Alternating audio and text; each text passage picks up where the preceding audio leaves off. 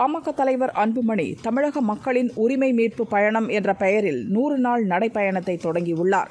2வது நாளில் செங்கல்பட்டில் நடைப்பயணம் மேற்கொண்ட அவர் பின்னர் காஞ்சிபுரம் மாவட்டம் உத்தரமேரூர் தொகுதிக்கு சென்றார்.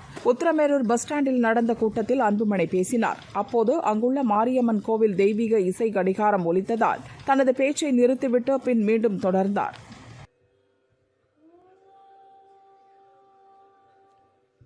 காஞ்சிபுரம் மாவட்டம் உத்திரமேரூர் நடுத்தெரு அருள்மிகு ஸ்ரீ மாரியம்மன் மற்றும் பழனி ஆண்டவர் ஆலயத்தில் இருந்து தெய்வீக இசைக்கடிகாரம் ஒலிக்கும் நேரம் 8 மணி.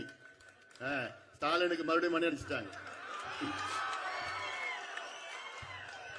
சரி, ரைட். உத்தரமேரூர் முடிவாயிடுச்சு. அம்மா ஆசீர்வாதம் பண்ணிட்டாங்க.